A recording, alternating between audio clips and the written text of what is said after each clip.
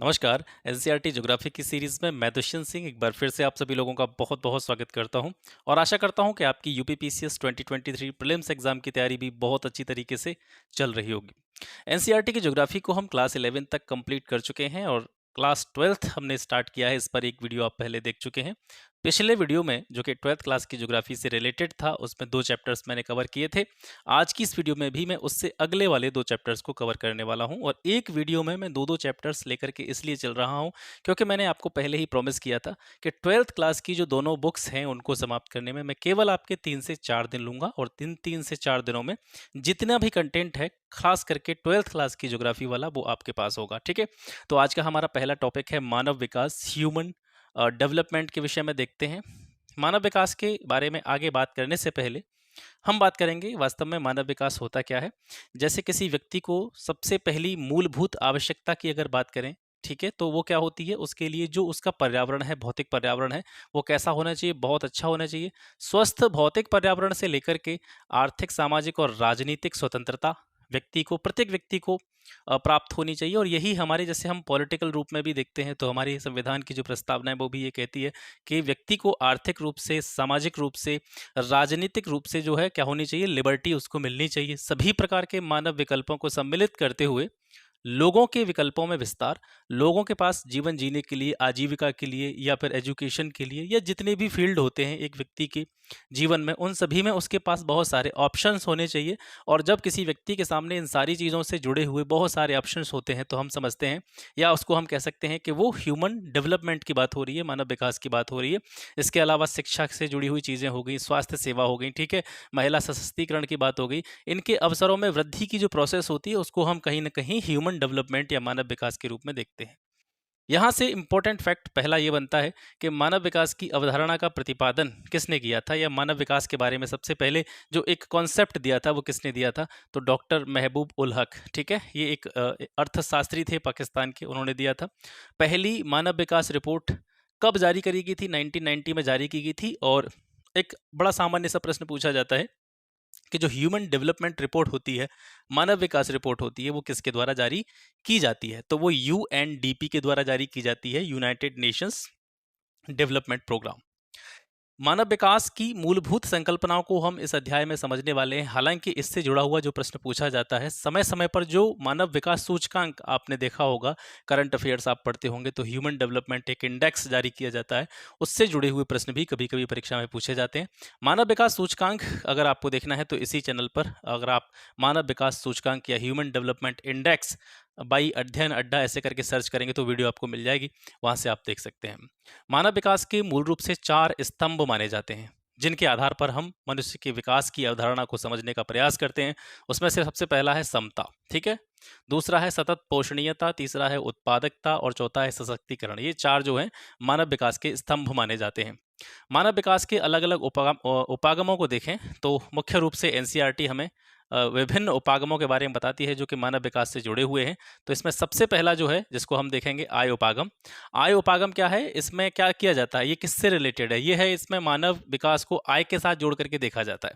जैसे अगर एग्जाम्पल के लिए लें, किसी व्यक्ति की आय का स्तर जो है वो ऊंचा है, या किसी व्यक्ति की इनकम जो है वो ज़्यादा है, तो उससे कहीं ना कहीं हम उसके विकास के पैमाने के रूप में देखते हैं। यानी आय का स्तर अगर ऊंचा होगा तो मानव का विकास स्तर भी ऊंचा हम अपनी समझ के अनुसार उसको देख सकते हैं। ठीक है, कल्याण उपागम जो होता है वो क्या बताता है? ये जो कल्याण उपागम है, इसमें बहुत सारे जो है मुद्दे आ जाते हैं, जैसे शिक्षा का मुद्दा हो गया, स्वास्थ्य का मुद्दा हो गया, सामाजिक सुरक्षा हो गई, ठीक है, सुख साधनों पर उच्चतर सरकारी व्यय के तर्क देने का काम जो है इस कल्याण उपागम के अंतर्गत किया जाता है। और ये डायरेक्टली किससे रिलेटेड है? ये गवर्नमेंट से रिलेटेड है, क्योंकि इन सारी चीज़ों पर पब्लिक के लिए काम करने वाली जो एक कह सकते हैं एजेंसी होती है वो सरकारी होती है, क्योंकि सरकार ही यह तय करती है कि लोगों को अच्छी शिक्षा की व्यवस्था हो, लोगों के लिए अच्छा स्वास्थ्य से संबंधित जो सुविधाएं हैं उनकी ज़रूरत हो, लोगों को सामाजिक रूप से सुरक्षा मिल सके, उनको प्रोटेक्शन मिल सके, और लोगों के सुख साधन जो हैं उन पर जो है सरकार क्या करे, उनके लिए पॉलिसी बनाए, उसके लिए योजना बनाए। तो इन सारे तर्कों को कल्याण उपागम के अंतर्गत रखा जाता है।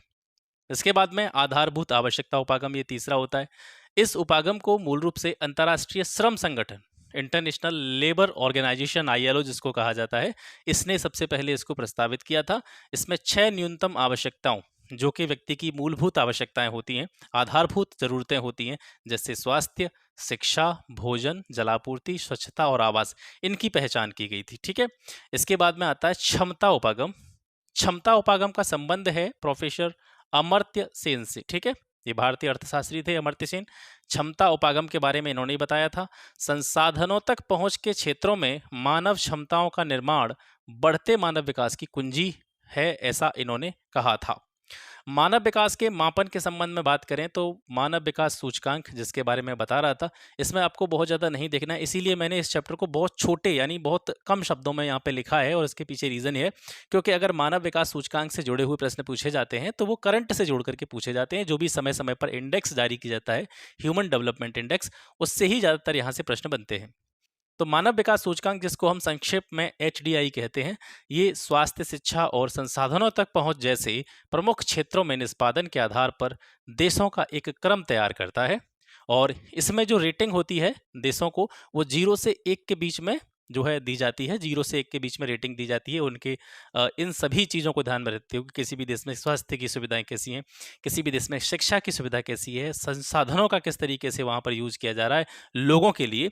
तो इन सब के मिलाकर के 0 से 1 के बीच में एक रेटिंग तैयार की जाती है, जिसमें आप देखते हैं इंडेक्स में देख दिया होता है, पॉइंट्स में नंबर दिए होते हैं।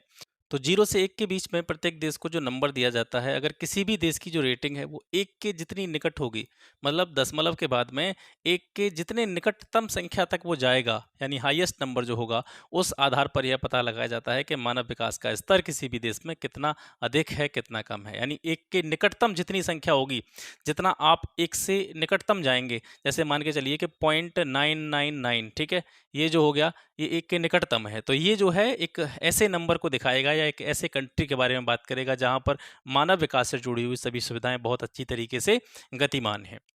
मानव विकास के सूचकों की बात करें तो किन आधार पर मानव विकास को मापा जाता है, तो इसमें आर्थिक सूचक हो सकते हैं, इसके अलावा इसमें स्वस्थ जीवन से जुड़ी हुई चीज़ें हो सकती हैं, सामाजिक सशक्तिकरण के मुद्दों को जो भी इसमें शामिल किया जाता है। जैसे आर्थिक रूप में अगर देखा जाए तो रोजगार के अवसर किस तरीके से लोगों को मिल रहे हैं या नहीं मिल रहे हैं, लोगों की प्रति व्यक्ति आय में वृद्धि हो रही है या नहीं हो रही है, ठीक है, उपभोग व्यय में वृद्धि हो रही है कि नहीं हो रही है, कि लोग कमा रहे हैं और कमाने के साथ में उसे अपनी सुविधाओं के अनुसार उसको खर्च कर रहे हैं कि नहीं कर रहे हैं, लोग ज़रूरत की जो चीज़ें होती हैं उनको खरीद पा रहे हैं कि नहीं खरीद पा रहे हैं। तो ये सारी चीज़ें जो है आर्थिक कारक के रूप में या आर्थिक सूचक के रूप में देखी जाती हैं। स्वस्थ जीवन वाले सूचक के बारे में बात करेंगे तो इसमें यह देखा जाता है कि लोगों का जो जीवन है वो रोग और पीड़ा मुक्त है कि नहीं, ठीक है। इसके अलावा शिशु और मातृ मृत्यु दर जो है उसमें कमी के संबंधित चीज़ों को देखा जाता है।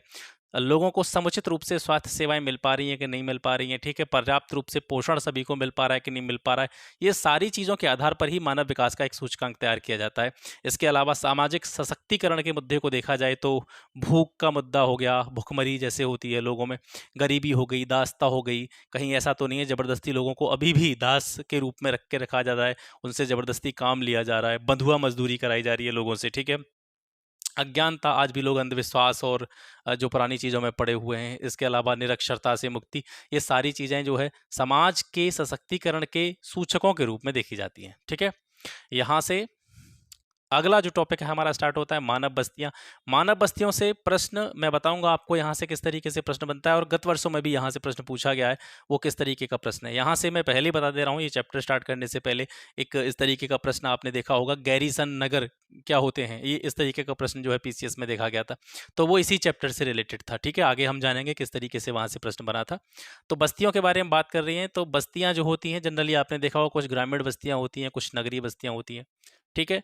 तो इन दोनों में मुख्य अंतर क्या है? वैसे तो हम सभी जानते हैं ग्रामीण बस्ती कौन सी है, नगरीय बस्ती कौन सी है, लेकिन हम भूगोल के पॉइंट ऑफ व्यू से देख रहे हैं तो कैसे बोलेंगे कि ग्रामीण बस्ती वह बस्ती है जिसमें पोषण के लिए या अपनी नीड्स की जो है अपनी जो आवश्यकताएं होती हैं उनकी पूर्ति के लिए लोग जो होते हैं किस पर डिपेंड रहते हैं, प्राथमिक आर्थिक क्रियाओं पर, ठीक है। प्राथमिक आर्थिक क्रिया यानी जो कृषि क्षेत्र होता है उस पर जनरली ज़्यादातर लोग जो है वो निर्भर रहते हैं। इसके अलावा ग्रामीण लोगों में गतिशीलता कम होने के कारण घनिष्ठ संबंधों का यहाँ पर जो है पाया जाना देखा जाता है, क्योंकि लोग जो हैं ग्रामीण क्षेत्र में एक दूसरे से कनेक्टेड रहते हैं, एक दूसरे से जुड़े हुए होते हैं, तो यहाँ पर जो संबंध हैं एक दूसरे के साथ में, रिलेशंस जो हैं शहरी या नगरीय क्षेत्रों की अपेक्षा अधिक प्रगाढ़ देखने को मिलते हैं। वहीं नगरीय क्षेत्रों में देखा जाए तो ज़्यादातर जो जनसंख्या है वो विनिर्माण या विभिन्न प्रकार की सेवाओं पर निर्भरता उनकी रहती है। यानी लोग अपने जीवन को जीने के लिए या अपने पोषण के लिए या अपनी आवश्यकताओं की पूर्ति के लिए मुख्य रूप से द्वितीयक और तृतीयक क्षेत्र पर निर्भर रहते हैं।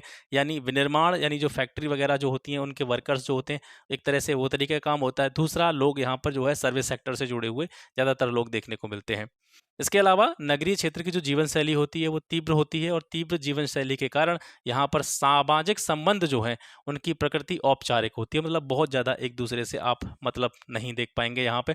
आप देखते भी होंगे गाँव में जनरली जाते हैं तो लोग एक दूसरे के पास बैठते हैं, उनके पास बैठने का समय होता है, लोगों के संबंध जो होते हैं आपस में बड़े घनिष्ठ होते हैं। लेकिन इसके विपरीत अगर शहरी क्षेत्रों में देखा जाए तो लोग एक दूसरे से उतना ही मतलब रखते हैं, मतलब केवल औपचारिकता सी वो निभाते हैं, बहुत ज़्यादा घनिष्ठ या प्रगाढ़ संबंध वहाँ पर लोगों के बीच में देखने को नहीं मिलते हैं। ग्रामीण बस्तियों के प्रकारों को अगर देखें तो यहाँ पर अलग-अलग नामों से इनको जाना जाता है, जैसे गुच्छित बस्ती, इनको क्लस्टर्ड सेटलमेंट्स कहते हैं। अर्ध-गुच्छित बस्तियाँ, जिनको सेमी क्लस्टर्ड सेटलमेंट्स कहते हैं। इसके अलावा पल्ली बस्तियाँ, हैमलेटेड सेटलमेंट्स कहते हैं। यहाँ से भी प्रश्न आपसे पूछा जाता है। गुच्छित बस्ती जो होती है उसका एक मुख्य विशेषता ये होती है कि वे एक ही स्थान पर केंद्रित होती हैं। और याद करने का सबसे अच्छा तरीका है कि गुच्छित मतलब एक गुच्छे के रूप में एक ही जगह पर जहाँ पर घरों का या परिवारों का, लोगों का संकेंद्रण होता है, वो गुच्छित बस्तियाँ होती हैं।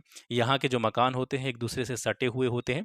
इसके अलावा खेतों के बीच किसी ऊंचे और बाढ़ आदि से सुरक्षित स्थानों पर लोगों का बसाव होता है। ये जो है विशेष रूप से आपको उपजाऊ जो मैदान होते हैं या जलोढ़ मैदान हैं उत्तर पूर्वी राज्यों में, यहाँ पर आपको गुच्छित बस्तियाँ या क्लस्टर्ड सेटलमेंट्स देखने को मिलते हैं। अर्धगुच्छित बस्तियों की बात करी जाए तो ग्रामीण समाज के एक या अधिक वर्ग जो हैं वो अपनी इच्छा से या फिर बलपूर्वक मुख्य गुच्छ, या जैसे जैसे मान करके चलिए ये जो है, जो हम डॉट डॉट करके मैं आपको दिखा रहा हूँ, ये जो है एक ऐसा क्षेत्र है जहाँ पर गुच्छित रूप में बस्तियाँ हैं या बहुत सारे लोग एक ही स्थान पर जो है बस्तियाँ बनाकर रह रहे हैं। अब यहाँ से कुछ लोग जो है यहाँ पर उन्होंने अपना जो है स्थान बना लिया, कुछ लोगों ने यहाँ पर अपना स्थान बना लिया, ठीक है। तो ये कैसे हो गई, अर्धगुच्छित हो गई, ठीक है। उसी में से निकल करके लोग अपनी स्वेच्छा से या बलपूर्वक गांव से थोड़ी दूर पर रहने लगते हैं। और आमतौर पर जमींदार का जो गांव के केंद्रीय भाग पर जो है इस प्रकार के क्षेत्र में आधिपत्य रहता है। और विशेष रूप से जो अर्धगुच्छित बस्तियां होती हैं वो पाई जाती हैं आपके गुजरात के मैदानी क्षेत्र में और राजस्थान के कुछ हिस्सों में। इसके बाद में आता है आपका पल्ली बस्तियां। पल्ली बस्तियां क्या होती हैं, जैसे आपने देखा होगा बहुत सारे ऐसे आपने देखे होंगे कि मान लीजिए कि 10 घर हैं एक जगह पर, ठीक है। 10 घरों का एक नगला टाइप का बन गया, फिर यहाँ 5 घर हैं थोड़ी दूर पर जाकर के, इनका एक अपना अलग आशियाना बना हुआ है, फिर यहाँ पर देखिए 7-8 घर और हैं, इनका एक अपना अलग आशियाना बन गया। तो ये क्या होते हैं कि जब एक बस्ती का अनेक इकाइयों में विभाजन हो जाता है तो उनको क्या कहते हैं, नाला, ठीक है, पान्ना बोल देते हैं, पाड़ा बोल देते हैं, नगला बोल देते हैं। जैसे आप सभी अगर ग्रामीण पृष्ठभूमि से होंगे तो आप जानते होंगे, छोटे-छोटे नगले टाइप में एक जगह से लोग बिखर जाते हैं और अलग-अलग अपने नगले, नाला या जो पन्ना होता है वो बना लेते हैं।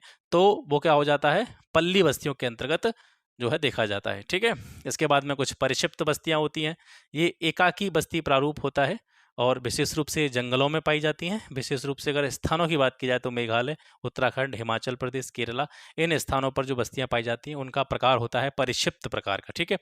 नगरीय बस्तियां जो होती हैं ये ग्रामीण बस्तियों की अपेक्षाकृत ज़्यादा विशाल आकार की होती हैं और अकृषि यानी यहाँ पर कृषि की क्रियाएं होती नहीं हैं। आर्थिक एवं प्रशासनिक प्रकार्यों में ये संलग्न रहती हैं, ठीक है। जैसे आपने देखा होगा नगरों में जो, शहरों में जो एक तरह से स्लम एरिया वगैरह होते हैं, ठीक है, तो ये नगरीय बस्तियों के अंतर्गत देखे जाते हैं।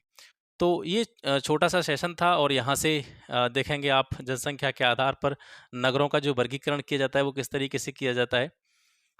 यहाँ से भी प्रश्न आता है, जैसे आपसे पूछा जाता है मेट्रोपॉलिटन शहरों की संख्या कितनी है या महानगर किसे कहते हैं, इस तरीके के प्रश्न। और इसी में आता है गैरीसन नगर, जहाँ से प्रश्न पूछा गया था और उसी प्रश्न के ऊपर मैंने ये छोटा सा, इसमें से बहुत कम शब्द मैंने लिए हैं जिससे कि आपका समय कम से कम लगे। तो 1 लाख से अधिक नगरीय जनसंख्या जो होती है उसको क्या कहा जाता है, नगर, या उसको बोलते हैं हम प्रथम वर्ग का नगर, ठीक है। अगर जनसंख्या 10 लाख से लेकर के 50 लाख के बीच में होती है तो उसको बोलते हैं महानगर या मेट्रोपॉलिटन। वर्तमान में ये संख्या जो है भारत में जो मेट्रोपॉलिटन नगर है, महानगर है, उनकी संख्या 53 है। ये थोड़ा-सा इसमें एक बार और चेक कर लीजिएगा, मेरे हिसाब से 53 ही है, ये ऊपर-नीचे हो सकता है एक आध, तो इसको आप एक बार चेक कर लीजिएगा, ठीक है? 50 लाख से अधिक पॉपुलेशन किसी स्थान की है तो उसको बोलते हैं मेगा नगर या मेगापॉलिटन, ठीक है? इन शहरों की संख्या है 6 और इनमें कौन-कौन से शहर आते हैं जिनमें 50 लाख से अधिक ज़्यादा पॉपुलेशन है और मेगा नगर या मेगापॉलिटन कहलाते हैं, तो मुंबई, दिल्ली, कोलकाता, चेन्नई, बैंगलोर और हैदराबाद। ये बहुत इंपॉर्टेंट पॉइंट है, ठीक है? ये जो लास्ट वाली स्लाइड है ना, इसको आपको बिल्कुल अच्छी तरीके से याद कर लेना है। ये जो है यहाँ से प्रश्न जो है आपका बन सकता है। 100% यहाँ से आपका क्वेश्चन जो है वो बन सकता है। नगरों का प्रकार्यात्मक वर्गीकरण देखेंगे। प्रशासन शहर एवं नगर जो होते हैं, ये जो प्रशासनिक मुख्यालय वगैरह यहाँ पर पाए जाते हैं या राजधानी नगर जो होते हैं, उनको कहा जाता है प्रशासन नगर। जैसे आपका उत्तर प्रदेश की राजधानी लखनऊ है, तो ये एक तरह से इसको बोलेंगे हम प्रशासन शहर या नगर की कैटेगरी में आ जाएगा। भारत की राजधानी दिल्ली है, तो ये भी प्रशासन शहर या नगर की कैटेगरी में आएगा, ठीक है? परिवहन नगर वह होता है जहाँ पर पत्तन होते हैं, पोर्ट वगैरह होते हैं, जैसे कांडला, कोच्चि, विशाखापट्टनम, ये सब यहाँ पर क्या है, पोर्ट मिलते हैं, ठीक है? पत्तन नगर, बंदरगाह वगैरह यहाँ पर देखने को मिलते हैं, तो ये परिवहन नगरों की कैटेगरी में आते हैं। वाणिज्यिक नगर कौन से होते हैं? यहाँ पर के बहुत ज़्यादा एक तरह से कह सकते हैं इंडस्ट्री वगैरह जो है देखने को मिलती हैं, तो वो सारी चीज़ें, जैसे कोलकाता में बहुत सारी इंडस्ट्री हैं, सतना में जो है सीमेंट उद्योग वगैरह बहुत सारी इंडस्ट्री देखने को मिलती है। ऐसे ही उत्तर प्रदेश के सहारनपुर में भी बहुत सारा आपको इंडस्ट्रियल एरिया देखने को मिलेगा, तो ये सारे वाणिज्यिक नगर की कैटेगरी में आते हैं।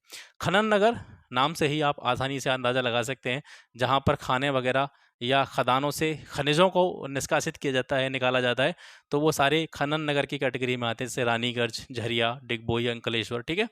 इनको देख सकते हैं। ये इंपॉर्टेंट है आपका, गैरिसन या छावनी नगर कौन से हैं, ठीक है? तो ये है अम्बाला, जालंधर, महू, बबीना, ये सारे छावनी नगर या कैंट सिटी की कैटेगरी में आते हैं। धार्मिक या सांस्कृतिक नगर कौन से होते हैं? जो अपने धर्म से जुड़ी हुई चीज़ें हैं, जहाँ पर पाई जाती हैं, जैसे आपकी वाराणसी जो है, मथुरा हो गया, पुरी हो गया, अजमेर हो गया, हरिद्वार हो गया। शैक्षिक नगर, यहाँ बड़े-बड़े शिक्षण संस्थान जो है अवस्थित हैं, जैसे रुड़की हो गया, वाराणसी, अलीगढ़, पिलानी, प्रयागराज। और पर्यटन नगर जो कि पर्यटन की दृष्टि से या घूमने-फिरने की दृष्टि से जो है टूरिस्ट प्लेसेस के रूप में देखे जाते हैं, नैनीताल, मसूरी, शिमला इत्यादि, ये सारे कैसे हैं? पर्यटन नगर हैं, ठीक है? तो ये हो गया आज का सेशन। इसमें मैंने 2 चैप्टर्स कवर करे हैं, इसको एक बार और देख लीजिएगा। जैसे आप एनसीईआरटी जब पढ़ते हैं तो उसमें भी एक बार नज़र डाल लीजिएगा, ताकि चीज़ें आपकी कहीं न कहीं समझ में बनी रहेंगी। मैं थोड़ा जल्दी-जल्दी इसको कवर कर रहा हूँ, क्योंकि इसमें ज़्यादा समझाने के लिए बहुत सारी चीज़ें थी नहीं, तो मैंने इसको वैसे थोड़ा-सा जल्दी में ले लिया है। इसके बाद में जो है बहुत इम्पोर्टेंट चैप्टर आने वाला है, उसको आप ध्यान से देखिएगा, जिसमें हम पढ़ेंगे प्राथमिक क्रियाओं के बारे में, द्वितीयक क्रियाओं के बारे में और तृतीयक क्रियाओं के बारे में। ये एक तीनों जो पॉइंट होंगे जिनको हम आगे डिस्कस करेंगे, प्राथमिक, द्वितीयक, तृतीयक क्रियाएँ, अगली वीडियो में इनको हम पढ़ेंगे। इनको आप बहुत अच्छी तरीके से देखिएगा, क्योंकि यहाँ से प्रश्न बनने की संभावना लगातार बनी रहती है। तो आज के लिए बस इतना ही, और मिलते हैं आपसे फिर एक नेक्स्ट वीडियो में एक नए टॉपिक के साथ में। तब तक के लिए नमस्कार, जय हिंद।